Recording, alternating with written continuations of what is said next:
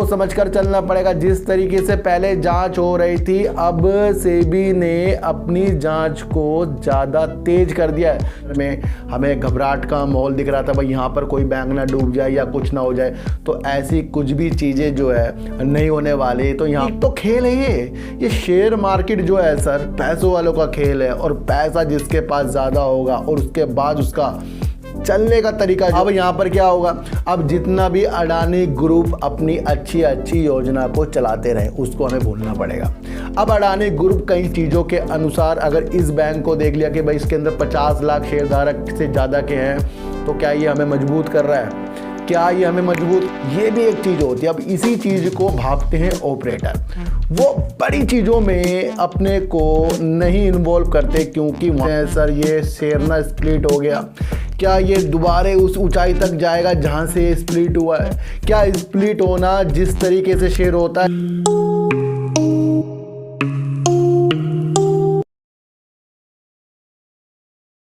नमस्कार, मैं स्वागत करता हूं आपका अपने ही चैनल पर जिसका नाम है सार्थक बाजार से। आज बात करेंगे अडानी ग्रुप की और बात करेंगे बैंकों में क्या हमारे भी जिस तरीके से बाहर संकट आ सकता है उसके बारे में चर्चा करेंगे।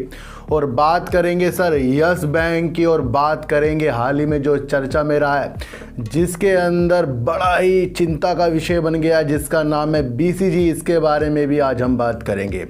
इन सब की बात करने से पहले मैं आपको एक चीज़ बता दूं कि जिस तरीके से मेरे से काफ़ी लोग सवाल करते हैं, सर ये शेयर ना स्प्लिट हो गया, क्या ये दोबारा उस ऊंचाई तक जाएगा जहां से स्प्लिट हुआ है? क्या स्प्लिट होना जिस तरीके से शेयर होता है, क्या वाकई में उसके अंदर हमारे निवेश को हमें बढ़ाना चाहिए, या उसके अंदर कुछ ऐसी चीज़ हमें देखनी चाहिए कि आगे जाकर उसका कुछ अच्छा होने वाला है? सबसे पहले मैं आपको एक चीज़ बता दूं कि जब कोई शेयर काफ़ी ऊंचाई तक जाता है तो कंपनी के द्वारा उस शेयर को स्प्लिट किया जाता है ताकि और ज़्यादा निवेशक उस शेयर को खरीदने के लिए तैयार हो जाएं।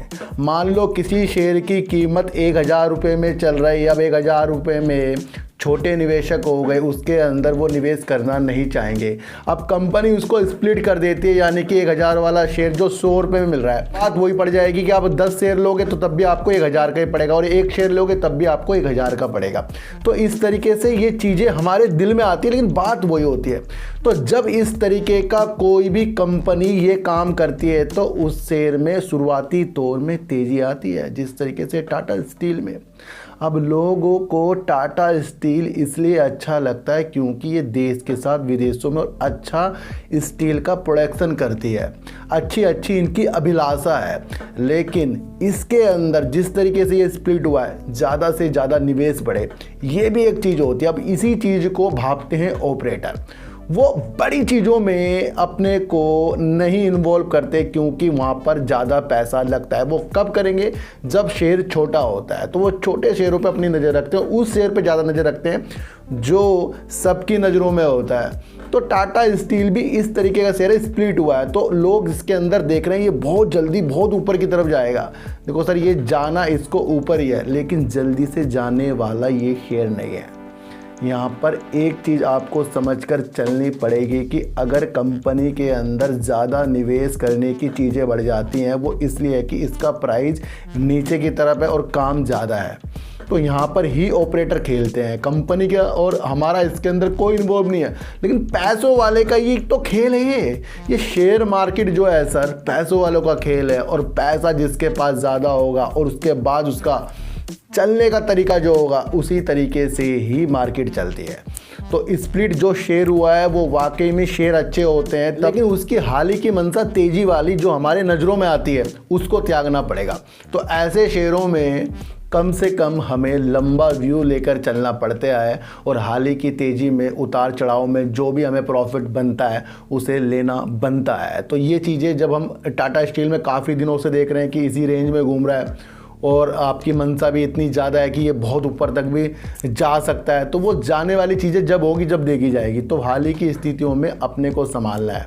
तो यहाँ पर आपको ये समझना है कि जब भी कोई शेयर स्प्लिट होता है तो वो अपने ऊपर ज़्यादा से ज़्यादा निवेश कराता है। ये नहीं कि अगर वो स्प्लिट हुआ दोबारा 1000 पे पहुँच जाएगा। ऐसा कब होगा भाई कि अभी एक शेयर स्प्लिट हुआ, 1000 पे था, 100 पे पहुँचा, फिर 100 से फिर 1000 पे 2 महीने पहुँच गया? ये तो फिर खेल ही चलता रहेगा इस तरह से, ऐसे नहीं होता, तो लंबा समय देना पड़ेगा।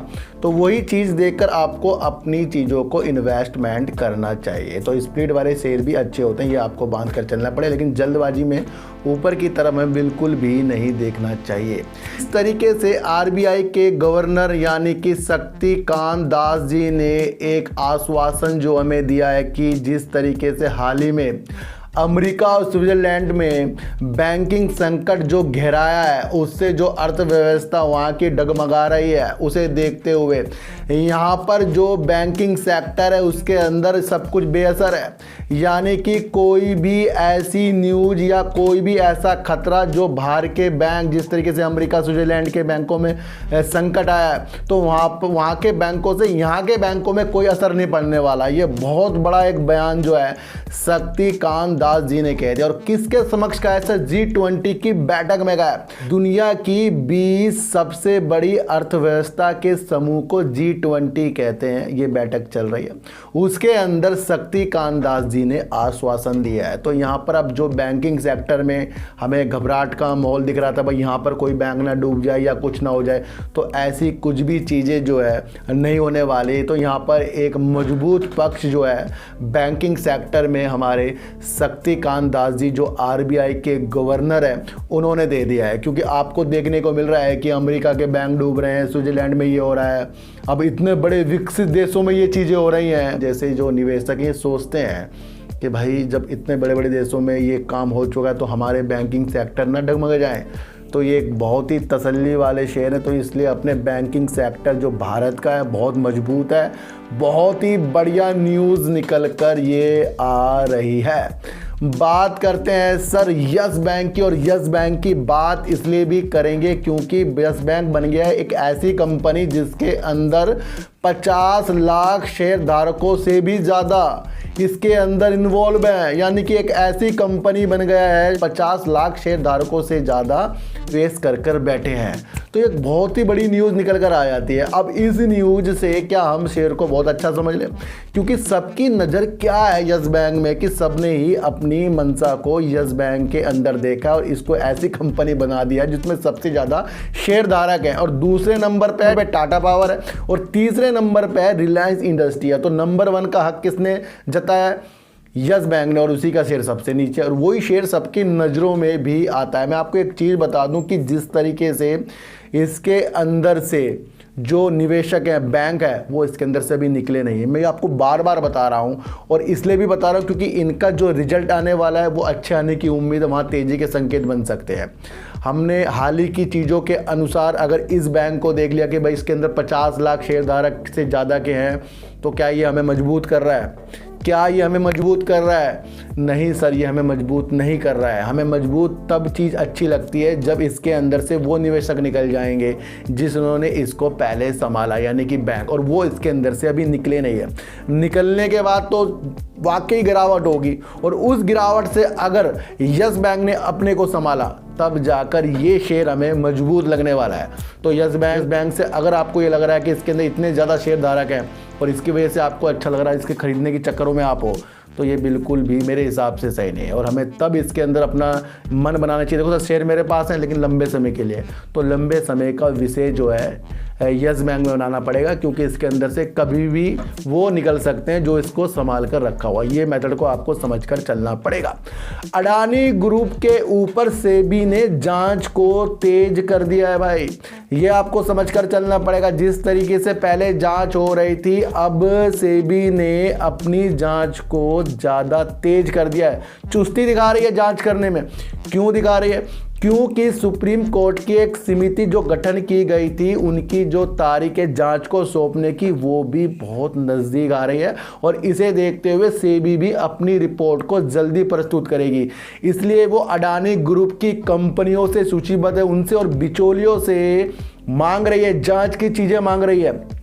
तो यहाँ पर वो तेज़ी दिखा रही है। अभी हाल ही में जो छुट्टियाँ पड़ी हैं इसके अंदर 6 दिन की छुट्टियाँ तो वैसे ही पड़ गई, ये भी एक थोड़ा सा विघन सा पड़ गया जांच में, लेकिन सेबी जांच कर रही है और 2 मई तक के अपनी जिस तरह की रिपोर्ट को प्रस्तुत भी कर सकती है। तो अब यहाँ पर क्या होगा, अब जितना भी अडानी ग्रुप अपनी अच्छी अच्छी योजना को चलाते रहे उसको हमें भूलना पड़ेगा। अब अडानी ग्रुप कहीं से भी लोन ले रहे हो, कहीं से भी कर्जा ले रहे हो, कहीं से भी अच्छी अच्छी चीज़ें कर रहे हो, उसको भूलना पड़ेगा। मैंने आपको कहा था कि अगर अडानी ग्रुप जिस तरीके से सेबी से और सुप्रीम कोर्ट की रिपोर्ट से अच्छा महसूस हुआ तो वहाँ पर जाकर हमें इसको अच्छा देखना है, वो भी लंबे समय के लिए। और अब आपको क्या लगता है कि अगर सेबी ने इसके अंदर अपनी पॉजिटिव और सुप्रीम कोर्ट से भी पॉजिटिव चीज़ आई तो क्या आपका शेयर लगातार अपर सर्किट मारेगा? ये हमारा भ्रम है सर, अपर सर्किट ये मारेगा नहीं। ये 2-3 दिन अपर सर्किट मार सकता है, उसके बाद फिर ये नॉर्मल होने वाला है। अगर ये पॉजिटिव न्यूज सेबी की तरफ से आती है तब कह रहा हूँ मैं, क्योंकि वो चुस्ती दिखा रही है। हो सकता है अच्छी है या बेकार है, वो बात की बात है। देखो सर, मैं आपको बता दूं कि जब इसके अंदर कुछ अच्छा दिखेगा तो आपकी जेब से क्या होगा, पैसा निकलेगा। आप सोचोगे कि भाई सेबी ने अच्छी रिपोर्ट दे दी, सुप्रीम कोर्ट ने अच्छी रिपोर्ट दे दी, अब मन करता है भाई शेयरों को खरीदने का, अब इनके शेयर खरीदेंगे। और वहाँ पर कौन जाग जाएंगे? एक खेल होता है इसके अंदर, वो कौन जाग जाते हैं जो अच्छी न्यूज में भी शेयर को नीचे ला देते हैं। वो चीज़ आपको समझनी पड़ेगी। वो होते हैं ऑपरेटर, वो इसी चीज़ का ध्यान रखते हैं कि कुछ अच्छी चीज़ किसी में हो। और हम जैसे जो मासूम, जो अपने को ज़्यादा ही सोचते हैं कि अच्छी न्यूज़ आ गई और शेयर हमारा यहाँ से डबल होगा, कितना अच्छा लग रहा है कि 500 का शेयर 2000 में जाएगा, तो ये सबके पास पैसे नहीं आ जाएंगे? थोड़ा दिमाग लगाइए सर। तो अगर यहाँ से पॉजिटिव चीज़ भी अडानी ग्रुप के ऊपर आती है तो वहाँ पर अडानी ग्रुप मजबूत हो रहा है। और ये नहीं हो रहा कि उसका शेयर मजबूत हो रहा है कि बस शेयर भाग जाए, शेयर में तो उतार चढ़ाव चढ़ते रहेंगे। ये आपको गांठ बांधनी चाहिए। तो सेबी ने यहाँ पर जांच को तेज कर दिया और जल्दी इसकी रिपोर्ट वो प्रस्तुत करेगा। और अब सारी जो भी चीज़ें ना वो भूल जाओ, बस इन्हीं 2 चीज़ों में ध्यान लगाना है, सुप्रीम कोर्ट और आपका सेबी। तो ये चीज़ें मैं आपको बहुत ज़रूरी बतानी थी। बीसीजी में कल मैंने आपके लिए एक वीडियो बनाई थी और बताया था कि अगर किसी भी कंपनी में कोई संकट आ जाए वो लाजमी आना है। और जो ये सोच रहे हैं कि इसका शेयर नहीं गिरेगा तो ये भी बिल्कुल गलत बात है। शेयर तो गिरना है, क्योंकि सिचुएशन ही कुछ इस तरीके की सेबी ने कुछ आरोप लगाए हैं बीसीजी के अंदर। अगर बीसीजी इस चीज़ को बिल्कुल प्रूफ कर दे कि वो सही है तो कहीं ना कहीं फिर बीसीजी जिस तरीके से हमें पहले अच्छा लग रहा है और अच्छा लगना शुरू हो जाएगा। हमारे पास जहाँ भी शेयर है, जहाँ से मैंने वीडियो बनाई थी, हमारे पास बिल्कुल सही टाइम पे है। और एक चीज़ मैं आपको और बता दूं कि क्या बीसीजी में हमारा 90% जो हमारा पोर्टफोलियो उसका 90% क्या हमने बीसीजी खरीदा है? या कोई आपके पास ऐसा शेयर है जो आपका 100% पोर्टफोलियो उसका 90% या 80% कुछ ऐसे शेयर में है या किसी भी अच्छे शेयर में है? तो ये बहुत बिल्कुल गलत बात है। मैंने आपको एक चीज़ बताया कि अपने पोर्टफोलियो को अलग अलग कीजिए। ये नहीं कि आपके पास 1 लाख है तो 90,000 आपके सिर्फ यस बैंक में है, बीसीजी में। तो यहाँ गलती किसकी है? हम किसी भी सिचुएशन को समझ सकते हैं, झेल सकते हैं, लेकिन उस सिचुएशन में पड़ने से पहले अपने को रोक सकते हैं। कोई सा भी शेयर हो, अपना ज़्यादा से ज़्यादा पैसा उस शेयर पर नहीं लगाना है। कोई सा भी हो, चाहे वो एचडीएफसी बैंक हो, सारा नहीं लगाना है, अलग अलग करके लगाना है। क्योंकि आपका अमाउंट जो है अलग अलग शेयरों में होगा तो लाजमी है किसी 1-2 में तो गिरावट आनी लाजमी है कि कहीं ना कहीं बैड न्यूज आएगी। और अगर आपने सारा का सारा बीसीजी में लगा रहा है, फिर हमारे जैसा कोई यहाँ पर है नहीं नादान। क्यों? क्योंकि हमने फिर बीसीजी को एक ही शेयर से ज़्यादा पैसा कमाने की सोच ली है। यहाँ शेयर बहुत सारे हैं और एक ही शेयर के पीछे पड़ना बिल्कुल गलत है। तो अपने पोर्टफोलियो की जांच कीजिए। इससे ही बता रहा हूँ मैं आपको। जिसके पास 5 लाख है और उसका 4 लाख सिर्फ बीसीजी में लगा है तो ये बहुत गलत है। 4 लाख सिर्फ यस बैंक में लगा है, बहुत गलत है। 4 लाख सिर्फ एसबीआई में लगा है, बहुत गलत है। ये अलग अलग कर दीजिए इसको। तो जब इस तरीके की चीज़ें हम कर देते तो फिर बीसीजी हो या किसी भी शेयर में निगेटिव चीज़ हो, उससे आप घबरानेंगे नहीं। क्यों नहीं घबरानेंगे? अगर शेयर में उतार चढ़ाव नहीं आएंगे तो हम जैसे मासूम लोग अपना प्रॉफिट और निकलने की प्रक्रिया नहीं बनाएंगे। गिरते ही शेयरों में निगेटिव हमें दिख जाता है और गिरते ही शेयरों में पॉजिटिव उनको दिख जाता है जो ऊपर खरीद नहीं पाते हैं। तो शेयर प्राइस ये नहीं कि आपका अगर शेयर प्राइस 10 में 5 में तो वो शेयर ख़राब है, या 100 में तो वो शेयर अच्छा है। यहाँ सिचुएशन पे काम होता है और अंदरूनी चीज़ को कोई भी पता नहीं लगा सकता, मैं आपको बता दूँ। तो ध्यान रखना कि अगर आपका पोर्टफोलियो का ज़्यादा हिस्सा पेनी स्टॉक हो गया, BCGC शेयर हो गया, या अलग तरीके के शेयर में लगा हुआ है ज़्यादातर हिस्सा, तो वो बिल्कुल गलत है। इस चीज़ की जांच कीजिए। क्यों? क्योंकि अगर आपके पास 100 रुपये में से सिर्फ 5 से 10 रुपये BCG या ऐसे शेयरों में लगे हों, मान लो बता रहा हूँ, तो आपको घबराहट किस बात की होगी? आपको घबराहट होनी क्यों है जब आपको पता है कि मेरा तो अभी भी 80-90 रुपये बचे हुए हैं, 10 रुपये ही लग रहे हैं। तो इस तरीके से काम कीजिए, लालच को कम कीजिए सर। और गिरावट नहीं होगी, इसे बिल्कुल भूल जाए, गिरावट लाजमी होगी। और ये जो काम कर रहा है ना डिजिटल विज्ञापन में, बहुत ही बढ़िया काम कर रहा है ये। और ये काम अभी का नहीं है, आने वाला फ्यूचर वाला भी काम है इसका। ये चलता ही जाएगा, बढ़ता ही जाएगा।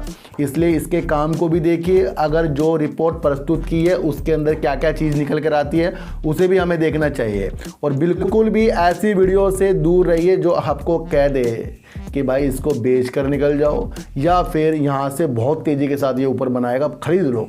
तो इन चीज़ों से आपको दूर भागना है। सिर्फ सिचुएशंस पे काम करना है कि अगर कुछ गिरावट वाली न्यूज़ आ रही है तो उसके अंदर से क्या क्या चीज़ें निकल सकती हैं, है ना सर। जो भी समझदार व्यक्ति होगा वो शेयर मार्केट में उन तथ्यों को ज़रूर समझेगा कि भाई ये निवेश तो जोखिम वाला ही है, यहाँ पर निवेश तो जोखिम वाला है। और जो ये समझेगा कुछ निवेश जोखिम नहीं है जी, मैं तो पैसे डाल लूँगा, पैसे निकाल लूँगा, फिर ऐसा कभी नहीं होगा। और हर बार लॉस बुक करते करते इतना लॉस बुक हो जाएगा कि उसको वापस लाना में आपको बहुत कठिनाई होगी। तो कम पैसा लगाइए, अच्छे शेयरों में पैसा लगाइए। एक ही शेयर में ज़्यादा पैसा मत लगाना, मैं आपको फिर बता दूं। तो स्प्लिट होने वाला शेयर जल्दी से ऊपर जाता नहीं, और अगर स्प्लिट होने वाला शेयर जल्दी से ऊपर नहीं जाता तो इसका मतलब वो शेयर ख़राब नहीं है। और वो स्प्लिट इसलिए होता है ज़्यादा से ज़्यादा उस शेयर में निवेश हो जाए। तो ये आपको मेथड समझकर चलना पड़ेगा। हमारे RBI के गवर्नर जी ने हमें मजबूत कर दिया है। बैंकिंग सेक्टर जो इंडिया का है बहुत मजबूत है, उसका कोई भी असर नहीं पड़ेगा। जो बाहर के बैंक डूब रहे हैं ये एक पॉजिटिव संकेत है। अडानी ग्रुप में सारी चीज़ों को भूलना पड़ेगा कि भाई इसने ये कर लिया, उसने वो कर लिया। सिर्फ 2 चीज़ों में दिमाग लगाना है, जिसमें सेबी ने जांच को तेज कर दिया है। और बैंक अगर यानी यस बैंक अगर हमारा 50 लाख शेयर धारकों का वाला बैंक बन गया है, जिसमें इन्होंने निवेश कर रखा है शेयर धारकों ने, तो इसका मतलब ये नहीं कि आपका शेयर अब 50 रुपये में जाएगा। इसका मतलब ये है कि काफ़ी लोगों ने इसके अंदर निवेश किया है, और कुछ लोग इसको दूर तक देख रहे हैं और कुछ लोग इसको जल्दी में देख रहे हैं। तो यहाँ भी चीज़ें डगमगा जाती है। और विशेष तौर पर ध्यान रखना है कि उन बैंकों से जो इसके अंदर बने हुए हैं और उन्होंने लॉकिंग पीरियड के बाद भी अपने पैसे को निकाला नहीं है, ये ज़्यादा ध्यान पे आपको रखकर चलना पड़ेगा। तो चीटी को हटा दीजिए, गाय को रोटी दीजिए, और अपने बच्चों को ज़्यादा से ज़्यादा प्यार कीजिए, क्योंकि बच्चे ही आपकी मासूमियत से किस्मत पलटेंगे। तो फिर मिलेंगे आपसे नई वीडियो के साथ, जब तक के लिए नमस्कार।